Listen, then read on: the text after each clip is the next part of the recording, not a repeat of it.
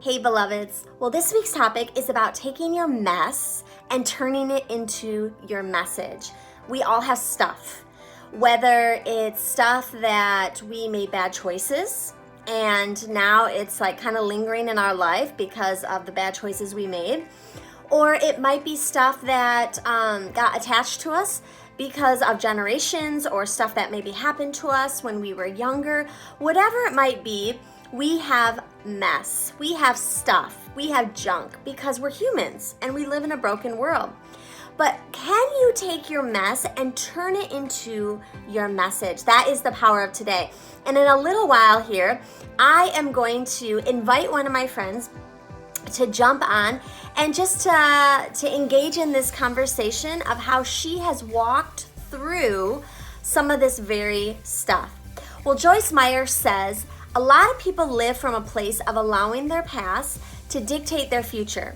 We all have a past, but I have good news for you today. We all have a future. Yes, you have a future.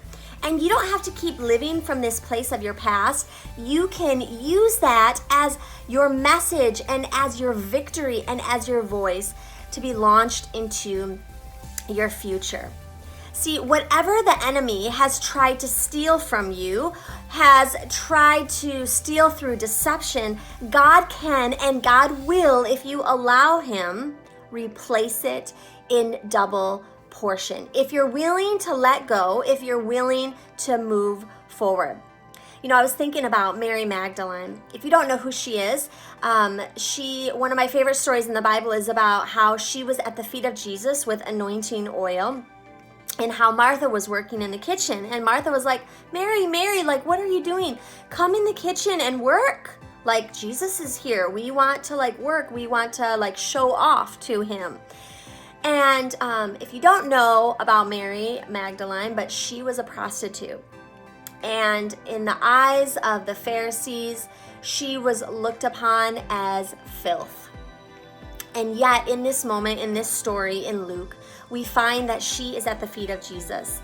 The place of humility, of saying, you know what, Martha, I know we can work for our approval, but what Jesus wants is that he just wants us to be at his feet. He just wants us to spend time with him and get to know him and glean from him and his leadership.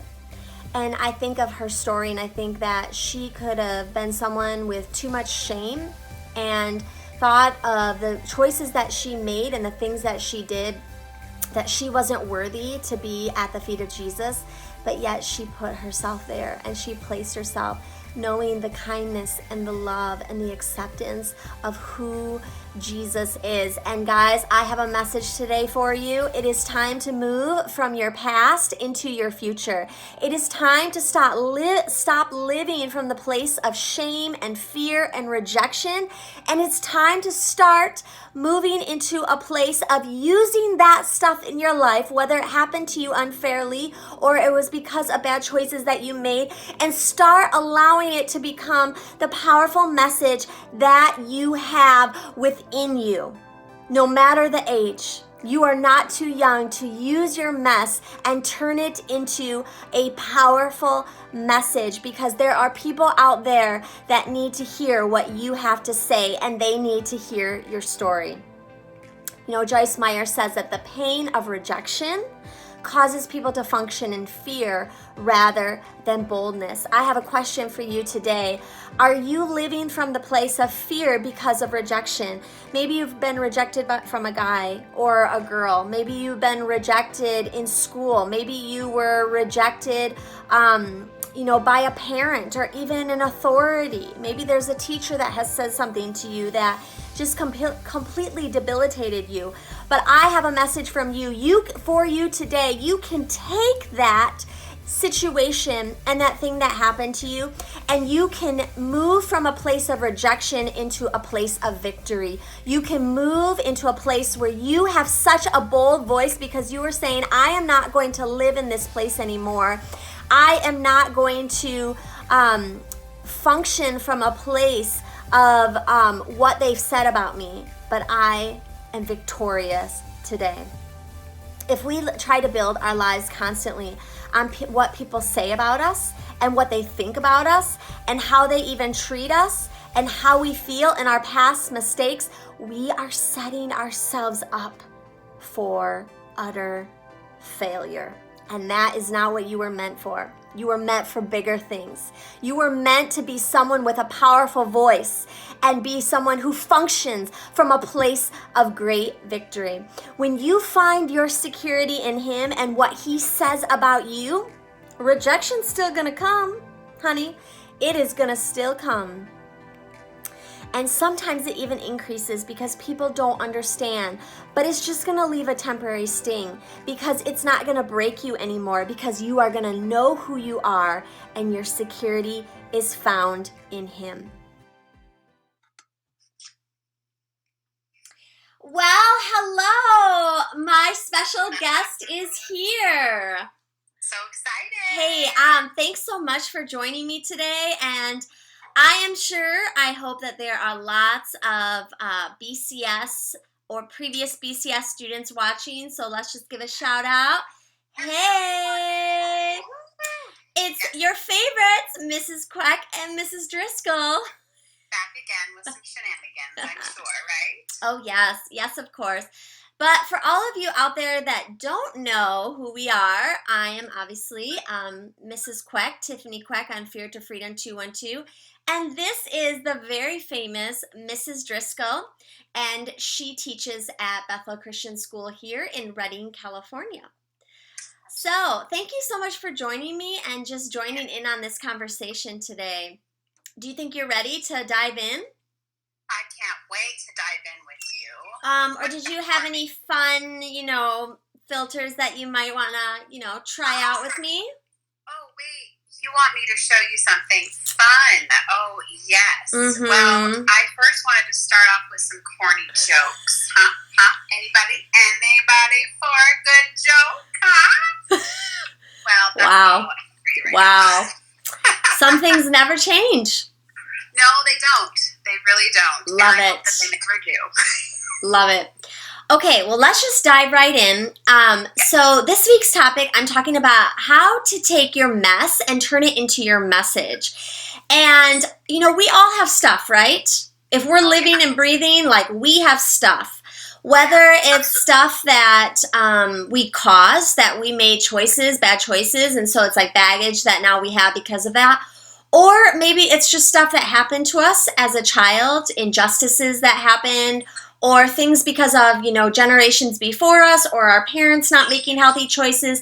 Whatever it might be, we have stuff. And something that I've been talking about just on Fear to Freedom 212 is how to take that stuff and instead of living in that place and letting that dominate your life and kind of take over and control you, taking that, moving from that, finding freedom from the mess, and now, having a voice and becoming really powerful because of it.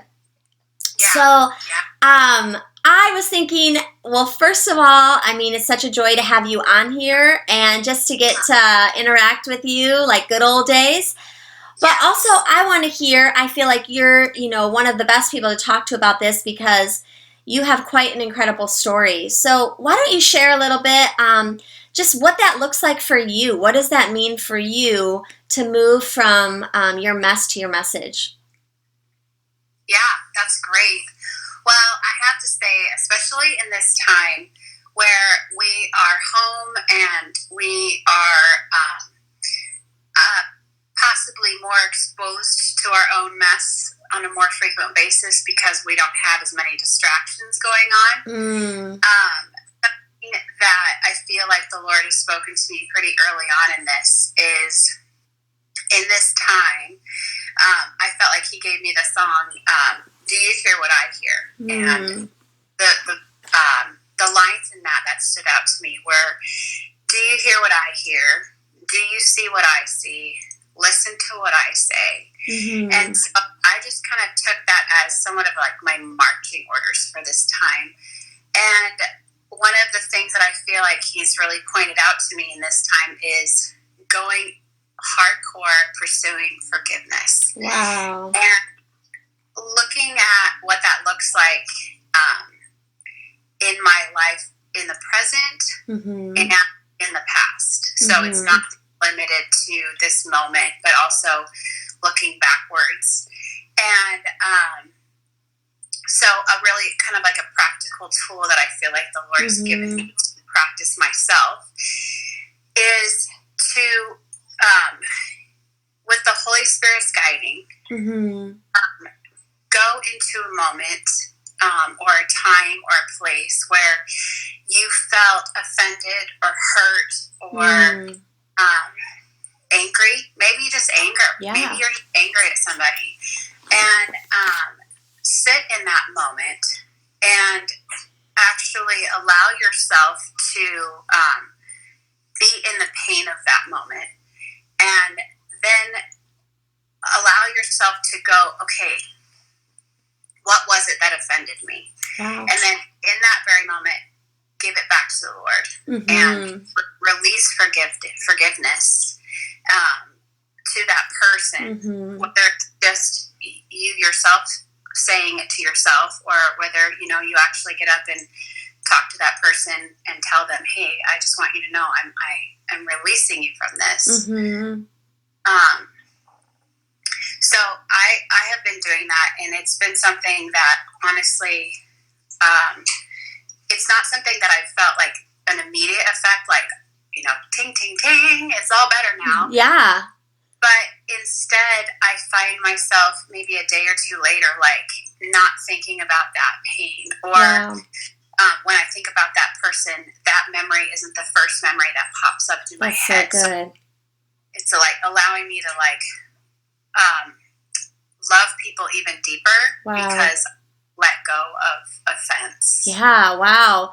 That's so good. I mean, that's where it starts, right? So obviously we all have pain in our life. And so especially during this time where you can't just like go out and fill it up with, fill up your life with other stuff, you're like more time to think about it and process it, which could manifest some pretty ugly things, right? But instead, you're like sitting in it and you're like recognizing, okay, it's there, but I can do something about it. Yeah, that's really powerful. I mean, that's really right there is like taking your pain and turning it into something beautiful and like saying, hey, this is here. I'm not going to ignore this and stuff it. But now I'm going to like do something about it, and I'm going to like, go from glory to glory. Like I'm going to turn it into something that's victorious. Yeah, so can you share about maybe even just a real life experience, a real life story where you actually had to tangibly not only like recognize the pain, sit in the pain, walk through the pain, but now it's actually becoming your message, like it's becoming your victory. I like the phrase that says, let your pain be someone else's gain. So like, how are you allowing the Lord to bless you in something that happened to you, like in pain, and turning it around for someone else's gain, like being able to minister to others because of it? Could you share a little bit about that? Yeah. So without going into too many details, and many of you who are watching, who are my students, are aware of my story, but when I was about 13 years old, I was molested by a pretty good friend.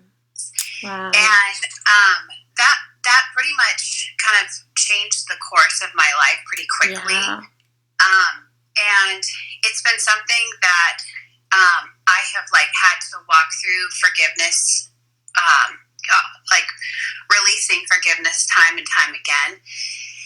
And that's definitely something where I've had to sit in a moment and go, okay, sure, I was molested. And like, we all know, we hear that, we're like, oh, that sounds terrible. But like, what specifically in that was violating to me? Like, what were the specific actions? What were the specific things that made me feel unsafe?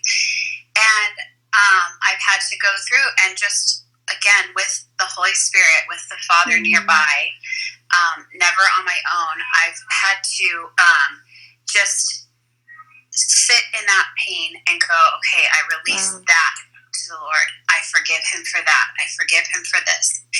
And actually, during this quarantine, I felt like the Lord prompted me to send him a letter.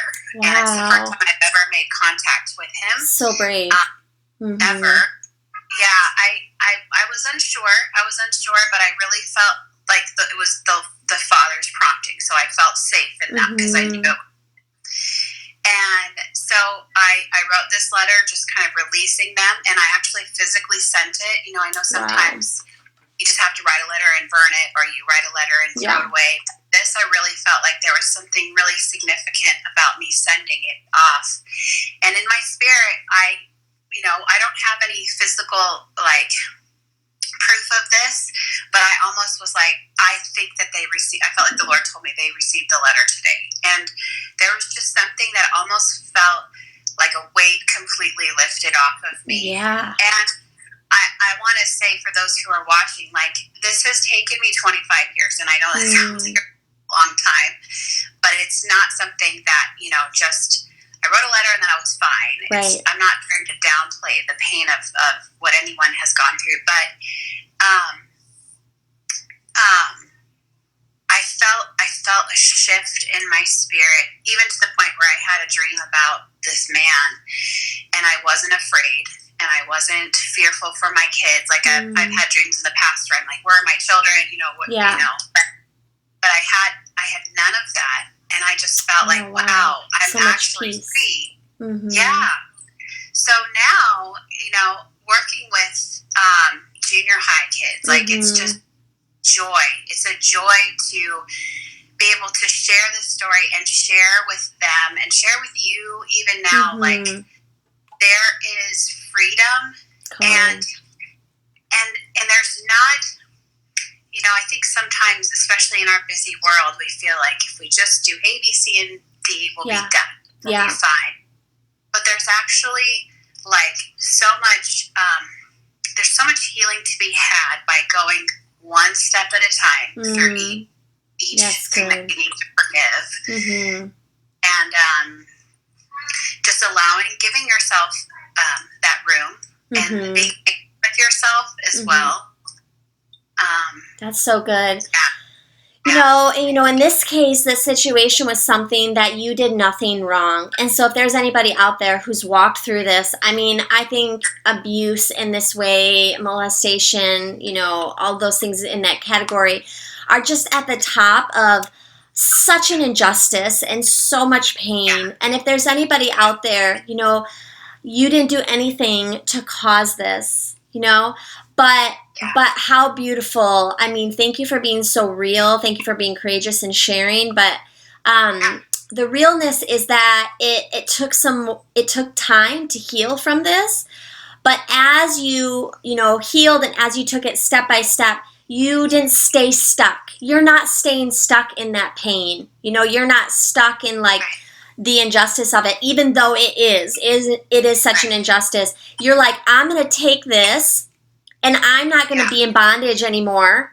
I am going to release this to the Father. And I'm going to get my freedom. And now your voice is even more powerful. You're gaining your voice, what was stolen, because of your bravery and your courage to do this. And I think that's what's so powerful, because no matter who we are, there's different things that happen to us, and a lot of us maybe haven't experienced the severity of that, but we stay stuck in our offense, our bitterness, our rejection, right? Maybe a guy or a girl rejected us, and we stay in that place, and we function from that. And you could have stayed in that place and functioned, but instead you're like, I'm not going to let this steal from me any longer. And that is what's so powerful, is your pain is now, becoming someone else's gain. They can find freedom because you're sharing your freedom story. Amen. That's incredible. Wow. And so now, you get to share this with your students, right? Yeah. And my own daughters. Yes. Like, whoever will listen, honestly, I'm like, there's hope, and there's healing. There's healing for even the deepest wounds, because we have such a tender and gentle and kind Father, and He's not only Father, He's our healer. And so He knows exactly how to put back together the parts of you that are shattered from any situation, whether it's divorce or betrayal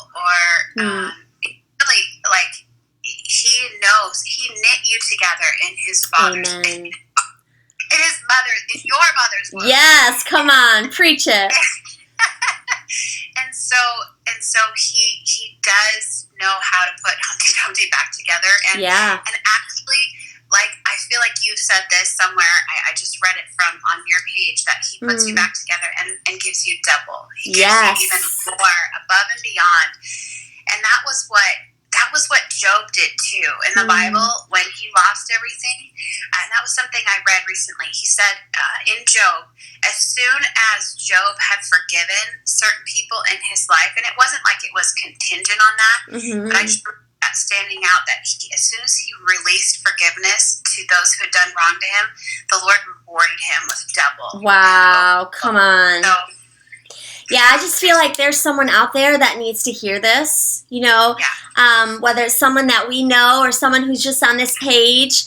That's what this is all about. It's about moving from fear to freedom, wherever you are, whoever you are, whatever your story is, whatever choices you've made, whether things were your fault or not, that you have the opportunity to make a fresh start today. Yeah. So that's so good.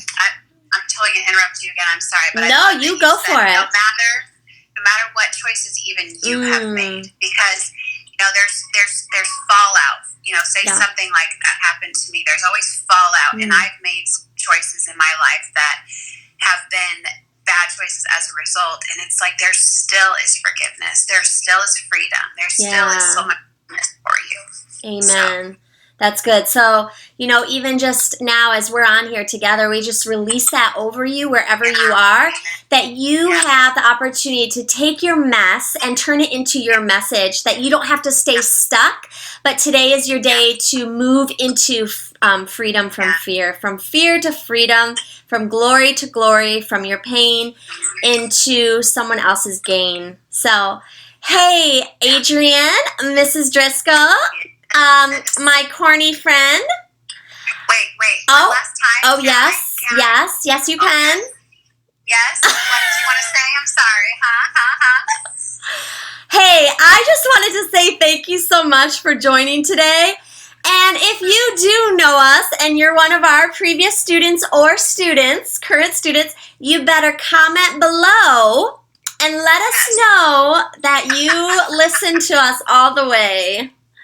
So, well, thank you so much, Mrs. Driscoll, just for joining me today and having this conversation. I look forward to more in the future, and welcome. Just thanks for joining Fear to Freedom 212 today. All right. I'll talk to you soon. Okay. Bye-bye.